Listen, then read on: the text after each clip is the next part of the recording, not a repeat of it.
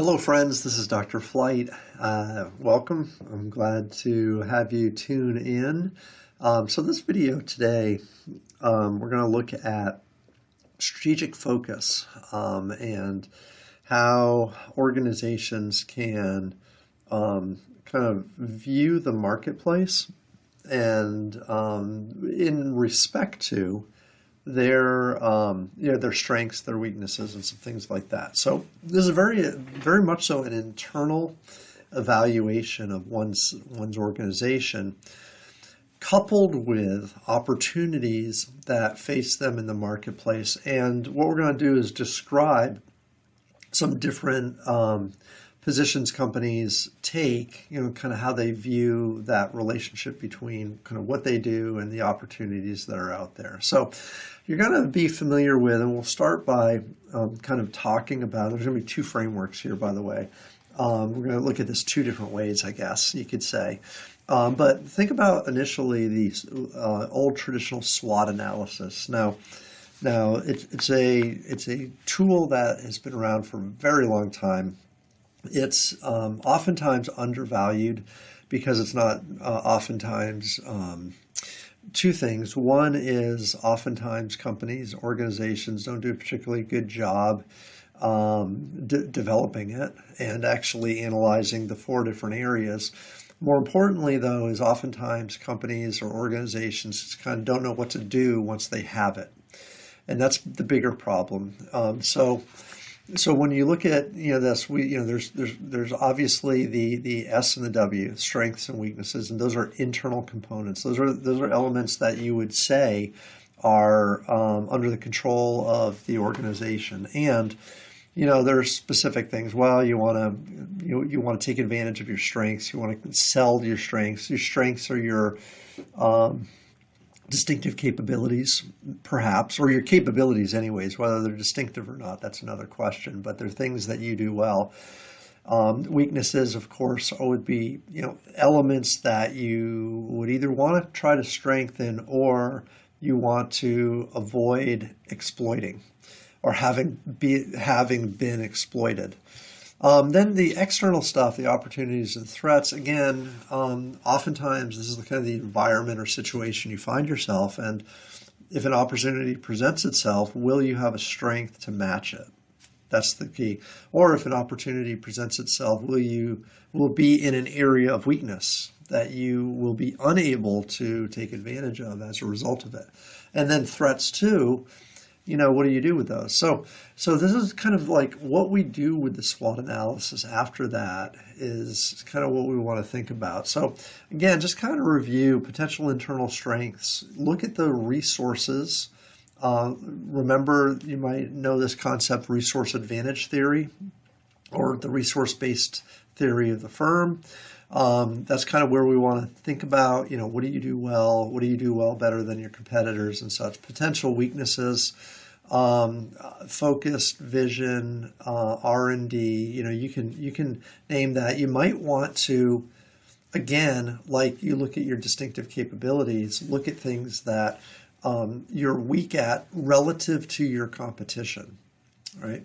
Potential opportunities, again, rapid growth. You can do this, right? You can kind of come up with evolving trends in either the marketplace or in a competitive sphere which you find yourself, opportunities to go into new markets, to build new products, new technologies.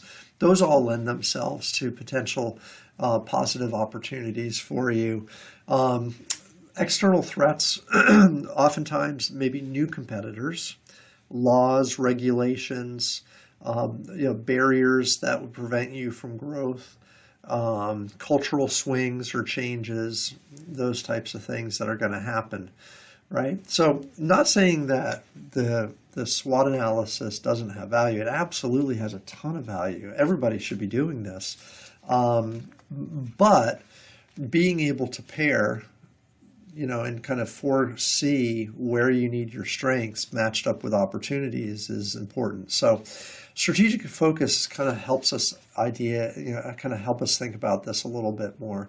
It's like I like strategic fit, strategic focus, and strategic fit. If you again kind of saw an earlier video on that, you'd kind of be familiar with what that is.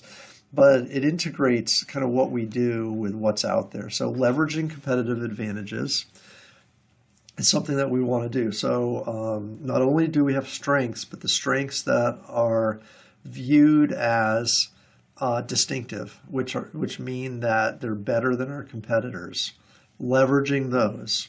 So just because for instance, just because you have low prices, there might be a lot of other firms that offer low prices. That's not a competitive advantage if everybody else does it. So you got to leverage the things that you do better than your competitors.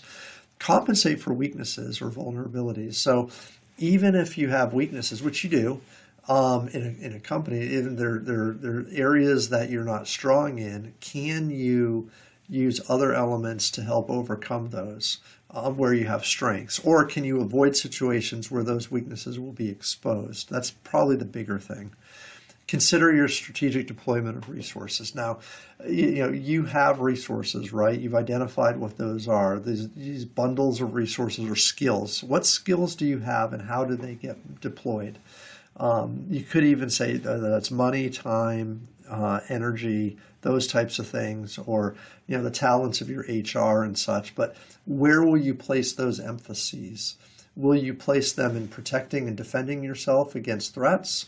Will you place them in aggressive positions where you can take advantage of opportunities?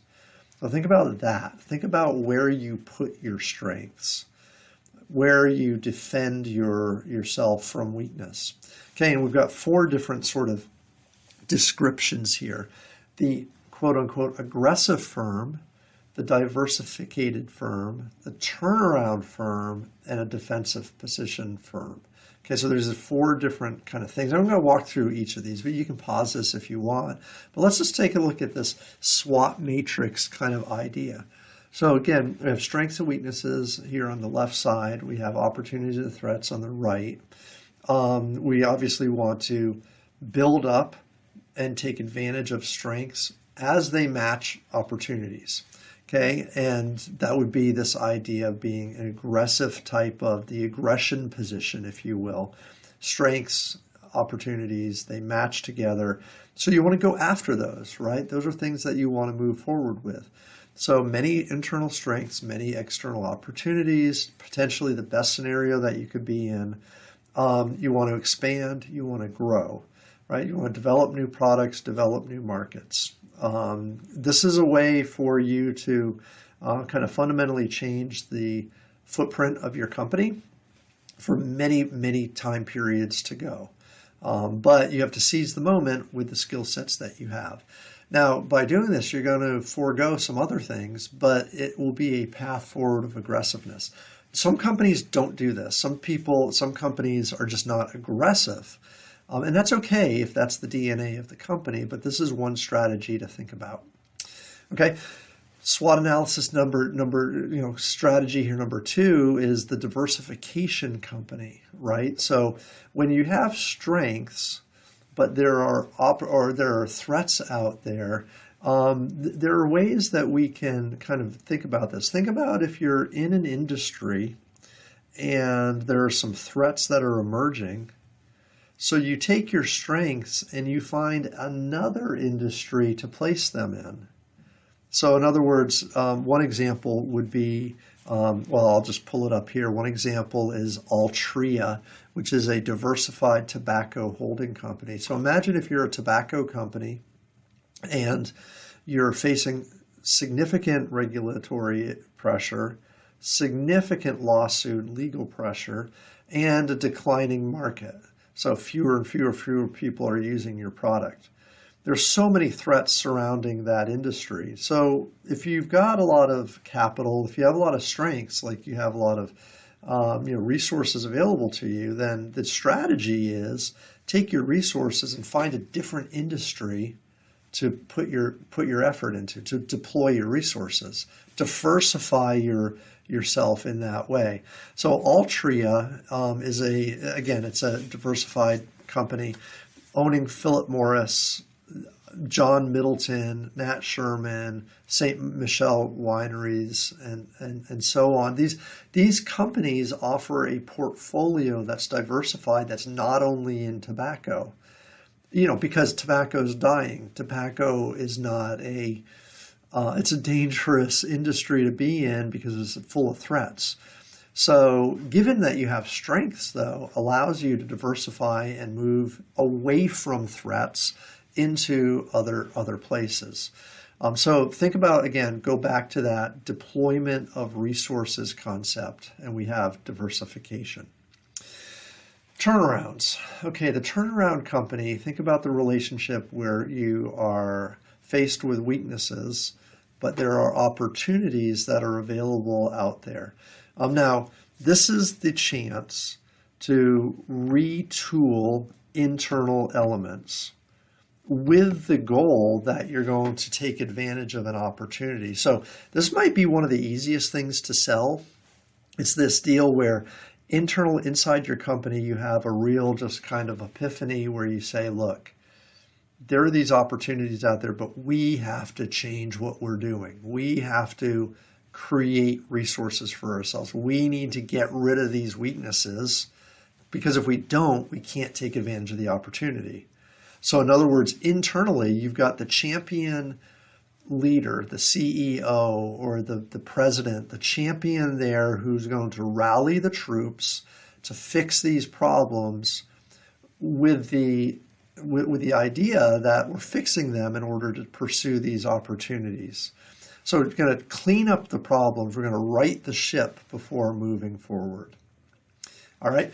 The final one here is the defense position or retreat position. Now, this is one where we have a bunch of weaknesses, and they coincide with threats that are impacting those weaknesses or are impacted by those weaknesses. So there are threats that we can't overcome with our strengths, and they in particular impact our weaknesses. So you're overwhelmed with both internal and external problems.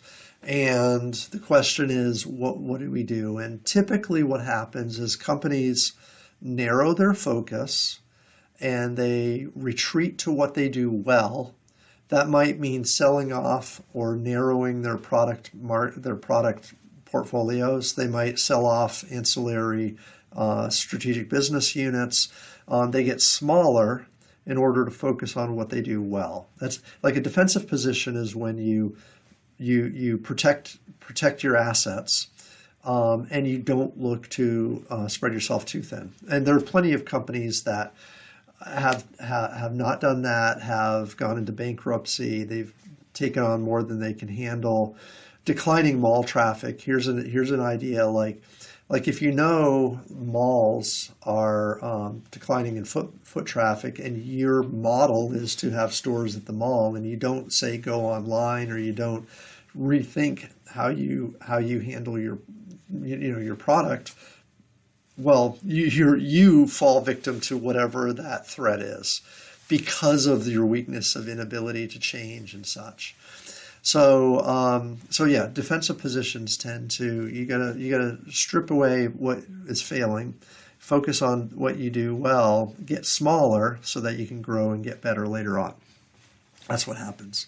Okay, so this is kind of a framework, right? We're going to look at a second framework, though, that talks a little bit about the same thing. So way back, 1978, two authors, we just call it Miles and Snow, they wrote a book called Organizational Strategy, Structure, and Process. So that's a book, and they described this method or process of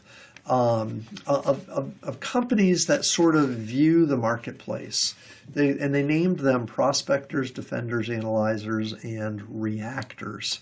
And these more or less coexist with the four different sort of perspectives we just saw. Now, the perspectives that we just saw relate directly to that SWOT analysis and the interpretation of the SWOT analysis, which is really, really powerful. This is a little bit of a broader structure, but it relates kind of well. And so there are, again, four different kind of characters we're going to meet here. First one's called the prospector. The prospector often looks for business in lots and lots of marketplaces. They respond to change very quickly. They're often a first mover. So they are looking for these opportunities very quickly. They're willing to take risks. That's a big deal for prospectors. They enjoy dynamic industries. They enjoy the idea of being an aggressive product market space. They are willing to suffer losses at the risk of creating new business. So oddly, even though they're very aggressive, super aggressive companies may be in failed products, but that's okay. They're willing to accept some failure and risk, right? They're willing to accept risk because of their aggressive nature. Okay, so when does this make sense? When the industry is quickly changing, when there's rapid changes seen in the environmental scan, early stages of the product life cycle. Also, company has to have the resources to do it. Companies have to have the financial ability to commit money up front for risky projects that will pay off later on. Okay, so miles and snow, prospector, prices high, promotion, spend more than others, less control of channels, and so on. So that's the prospector. The second one, and these are not in any particular order, is the defender. So the defender is one who would retreat. They will protect. They will channel their resources, their skills, and their abilities into what they do well, and they will be risk averse. All right. So this may be the defender, maybe in the defense strategy, but this type of company is happy with moderate to slow growth, and not willing to risk these new ventures that the prospector would do. Okay, so they're passive product market mix. They resist new products or new markets. They resist doing new things. Revenues go into existing products, so they're not like doing a lot of new product development. Very predictable. That's what a defender is. When the growth in the industry is moderate to high, when market share is strong, non-complex markets, slow technological innovation, mature product lines, these are all like kind of the defender's heaven. This is quite frankly where they love to be. Now, importantly, in the theory with miles and snow, there are two different types of defenders. And this will go back to some other ideas that you think you can remember. One is to defend yourself by changing your product up and being distinctly different from your competitors. So this is a differentiator defender. So defending your position by highlighting your uniqueness. The other differentiation or the other defender position is low cost. So being a low-cost defender means that you're going to maintain market share, you're going to protect your market, protect your customers, and your share by offering a lower price than others would have.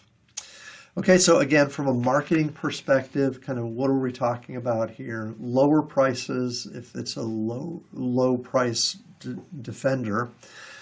Generally speaking, we're not going to blow the socks off of anybody by spending a lot of money, by being reckless with our spend. We will, however, look to be very protective of our channel design and like where the product is moving through our channels of distribution. Channel control is important because it kind of controls the integrity of the product and the relationship between the product and the customer. Okay, so that's kind of an important idea. Okay, so prospectors, defenders, analyzers. Analyzers fall between these two characters in the miles and snow typology. This might be your diversifier. So the analyzer tends to be very comfortable in the things that they do. However, if they see a market opportunity, they will jump on it. They will go after it, but it's very selective. So where the defender tends not to go out and grow through new markets, the analyzer will do, but only if it's like a very clearly well-defined thing. So this might be you have resources and you look for new opportunities that are out there that can help you grow.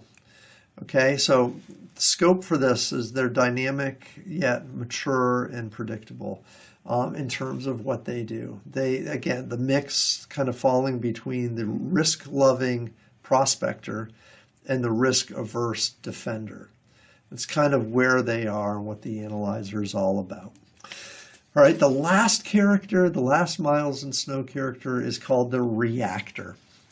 Now it's funny, I've done research in this area. I've gathered data on companies. Very, very, very few companies will fall into this category, or at least they don't self-report it for sure. But the reactor doesn't really have a clear strategy. They exist, but they don't really look to grow in a marketplace. They just react based on everything around them. It's kind of like the company that is hit by all these threats and they don't even know it, and they don't know what they do well, so they can't get out of trouble. Right? That's a reactor. So they don't fall under any of those categories because they don't really use a SWOT analysis particularly well. They just react to the environment around them.